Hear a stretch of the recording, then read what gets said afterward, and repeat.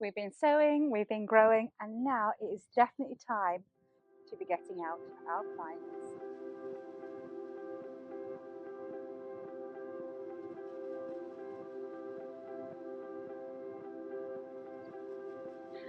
Beans and legumes make such an amazing addition to any of our dishes as we are in the summer and going into the autumn time.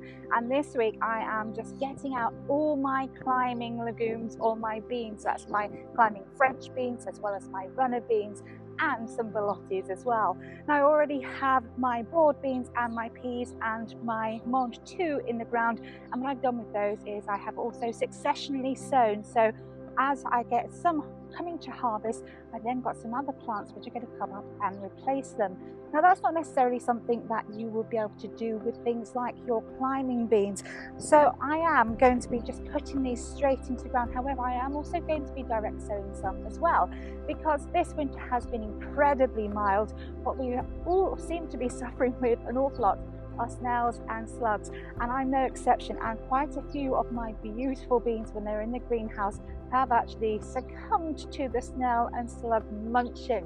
What I've also found as well is that some of my greenhouse actually had some scorching. Even though I've got some shading on one part of my greenhouse, I haven't got on the other side, and when we suddenly got some sun unexpectedly, I noticed that quite a lot of my leaves were scorched. Now this does mean that some of my plants have been affected, some of them have just been wiped out. So just to make sure I'm going to get sort of that double bubble on my harvest, I'm actually going to direct sow at this time of year.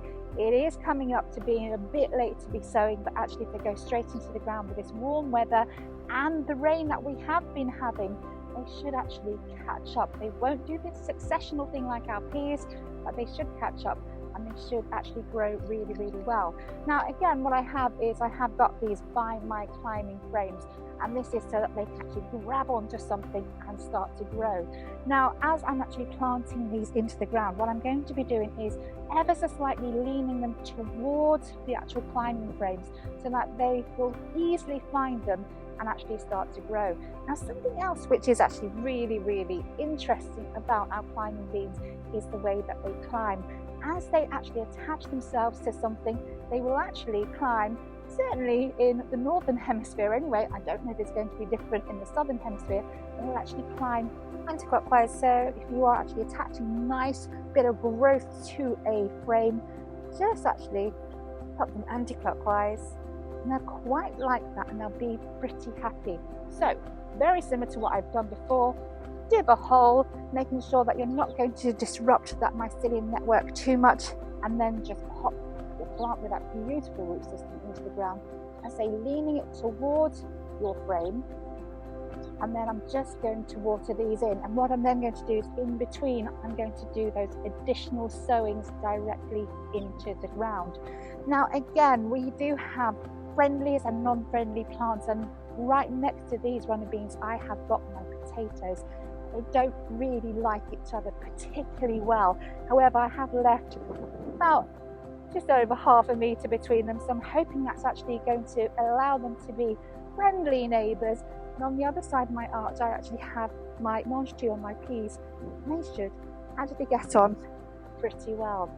Although also having some next to my broad beans, I also need to be aware of black fly, and all I'm going to do is just pinch out the tops of my broad beans so that I'm trying to avoid attracting them to this area, because I don't want black fly on my climbers as well.